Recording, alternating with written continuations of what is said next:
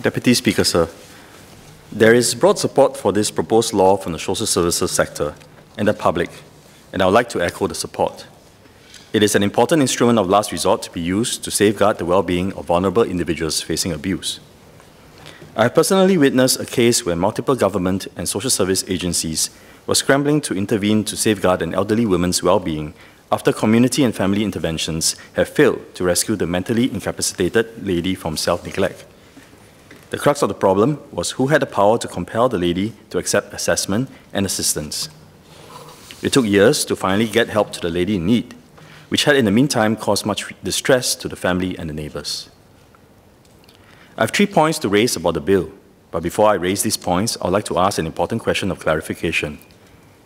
The Ministry of Social and Family Development first mooted the Vulnerable Adults Act in 2014, and it was said that the VAA would likely be enacted in 2015. That did not happen, and the public consultation on the bill took place in 2016. Almost 2 years have passed since, and we are here at the second reading of the bill. This is a wait of 3 years. Every year we see about 200 reported cases of abuse of seniors and people with disabilities. This is sufficient reason in itself for the urgency of the VAA. The FAQs accompanying the public consultation documents for the bill stress that the rate of abuse of vulnerable adults is relatively low, and that the VAA is important to keep this rate low as Singapore society ages and the number of senior citizens increases to 900,000. The aging society is also stated as the impetus for the bill in the other documents. While the aging society is a crucial context, I believe the central motivation of the bill should not be about keeping rates low as society ages. It should be about reducing abuse to the minimum and safeguarding vulnerable adults in all cases of abuse, regardless of the societal context, because one abuse is one too many and should be stopped. In other words, the motivation and the spirit of this law should be more humanistic and less bureaucratic in the sense of measuring abuse in terms of a KPI. Therefore, this wait of 3 years for the bill to be tabled needs to be accounted for. There must be a good reason or good reasons for the delay. The Minister said we should not rush this bill in his speech. I hope the Minister could elaborate. Let me move on to the 3 points I would like to raise about the bill. The first point is about the definitions and the scope of the VAA. It is very good that the principle in Clause 4 stating that, quote, in all matters relating to the administration or application of this Act, the welfare and best interests of the vulnerable adult must be the first and paramount consideration, unquote, has been added to the bill after public consultation. This is the most important principle. It signals that the main motivation for the Act is not about keeping abuse rates low, but in protecting the basic human dignity of the weakest members of our society. However, there appears to be 2 gaps in the definitions. A vulnerable adult is defined in the bill as an individual aged 18 and above who is incapable of protecting himself from abuse, neglect, or self-neglect due to physical or mental incapacity. Our young persons aged between 16 and 17 are left in no man's land in terms of protection from abuse or neglect. This means that close to 200,000 individuals each year entering what is arguably a very emotionally volatile phase of growth as late teens would neither be protected under the Vulnerable Adults Act nor under the Children and Young Persons Act, which defines young persons as under 16 years of age. The second gap is the definition of abuse, is that the definition of abuse does not include financial abuse, where the vulnerable adults' resources are being exploited by perpetrators for their own financial gain or personal benefit.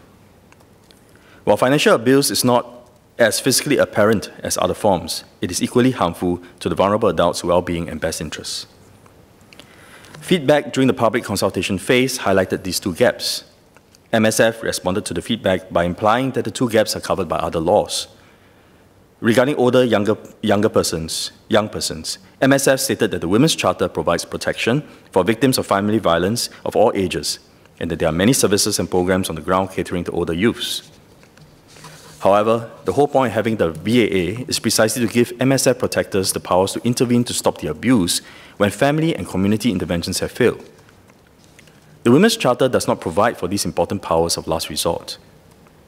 It would be tragic if, because of this definitional handicap, MSF protectors will have to wait for 2 years to intervene to rescue a young person aged 16 facing abuse by reason of physical or mental incapacity. And therefore, would the Minister consider either amending the definition of vulnerable adults to lower the age to 16 years or amending the Children and Young Persons Act to cover young persons up to 17 years of age? Regarding financial abuse, MSF stated that the police can investigate financial offences under the Penal Code, and the Office of the Public Guardian can apply to court to suspend or revoke the powers of a vulnerable adult's donee or deputy. However, financial abuse is much more insidious and hidden, and it often involves elements of psychological and emotional abuse. With all due respect to the abilities of the police and the Office of the Public Guardian, they are not as well equipped as the MSF protectors empowered under the VAA to investigate, detect, and assess the incidents of financial abuse. Again, the whole point of having the VAA is to enable the MSF protectors to intervene to stop the abuse and the harm caused to the vulnerable adults, which is something the police and the Office of the Public Guardian cannot do. The second point I would like to raise about the bill is that while the statutory powers of intervention should generally be deemed as powers of last resort compared to the family and community interventions, there is scope and justification for some of the powers to be deemed as intermediate powers. What I mean by this is that the MSF protectors should be allowed to exercise some powers of the VAA while family and community interventions are ongoing, so that the latter, the family and community interventions, could be supported and enhanced. This pertains to the powers of getting information about suspected vulnerable adults, entering private premises to assess well-being, and compelling vulnerable adults to receive medical or dental treatment. Of course, these powers have to be exercised judiciously so as not to compromise family and community interventions. And the power to remove and relocate a vulnerable adult should remain a power of last resort. Would the Minister comment on how these powers will be operationalized and exercised vis-à-vis the family and community interventions on the ground? And at this point, I would like to go back to the question of financial abuse.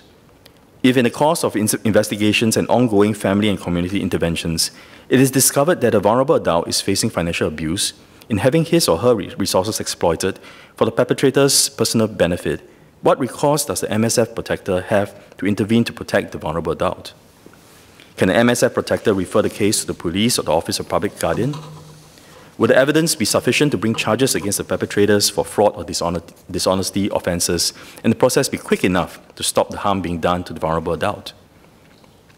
I'm asking this because the Office of Public Guardian can only apply to court to suspend the powers of a donee or deputy if the donee or deputy has been charged for a financial offence. There is one more issue I'd like to raise with regards to intermediate powers. This is regarding situations where vulnerable adults face economic abuse in not having their needs being met because of the lack of financial support from family members. The power to remove and relocate the individual under VAA may actually be not in the best interest of the vulnerable adult, as she may benefit more in residing and receiving care in her own home. It appears that an intermediate power is needed here. I'm not keen to suggest that the MSF protector be empowered to apply on behalf of the vulnerable adult for maintenance from his or her children under the Maintenance of Parents Act, as I'm instinctively wary of creeping state intrusion into the prerogatives of the family. But what other intermediate recourse is available to MSS officers? The third and last point I'd like to raise about the bill is the connection to and potential overlap with the provisions in the Women's Charter catering to the protection of victims of family violence. While this bill appears to be motivated by the need to especially protect vulnerable elderly from the risk of abuse in an aging society, the definition of vulnerable adult is broad enough to encompass victims of family violence, particularly family violence of the most egregious kind. While spousal victims of family violence are most likely not in the first instance be mentally or physically incapacitated, in many cases of egregious abuse, spousal victims, and most of them being women, become mentally incapacitated because of sustained abuse and are incapable of protecting themselves from further abuse. I would like to seek the Minister's clarification, therefore, on whether the Act does in fact cover victims of family violence and whether the MSF protectors are effectively empowered to intervene in cases of family violence under this Act. If in fact it does, then I would like to ask the Minister what the division of labour and powers would be like between the provisions in the Women's Charter and in the VAA. I'm asking this because there could be quite a lot of confusion on the ground after the enactment of the VAA. Social service agencies and concerned whistleblowers may choose to report incidences of family violence to MSF for more immediate intervention under the VAA instead of the more laborious route of helping victims to apply for personal protection orders from the court. I am personally in favour that the option be open for spousal victims of family violence who have become mentally incapacitated by abuse to be deemed as vulnerable adults so that they can receive the needed assistance from MSF. On the other hand, I'm concerned that MSF resources could be stretched and overwhelmed if MSS officers have to investigate even a proportion of family violence cases to determine whether intervention under the VAA is warranted. One compromise could be for the law to be amended to allow immediate family members of victims of family violence and perhaps selected social services agencies, the police and MSF protectors included, to apply for personal protection orders on behalf of victims. The idea is to avoid concerned family members and friends of victims of spousal abuse expecting and going for the nuclear option of removing the victims from their homes unless it is absolutely necessary to do so. Deputy Speaker, sir, I believe the Vulnerable Adults Act will become a landmark law in our legislative history. It has far greater ramifications than the express intention to keep abuse rates low in an aging society. In fact, the bill has raised, and the Act will continue to raise, many issues regarding human dignity and human rights and the role the state plays to protect and provide for the more vulnerable members of our society. The conversations and debates should be welcome and embraced because I think they will push us forward as a people grappling together with the issues of human vulnerability. Already, a number of tragic cases of abuse, neglect, and self-neglect have made headlines recently and sparked intense discussions. This bill is timely and actually somewhat delayed. Nevertheless, I support the bill and look forward to tracking closely the effectiveness of its implementation on the ground. Thank you.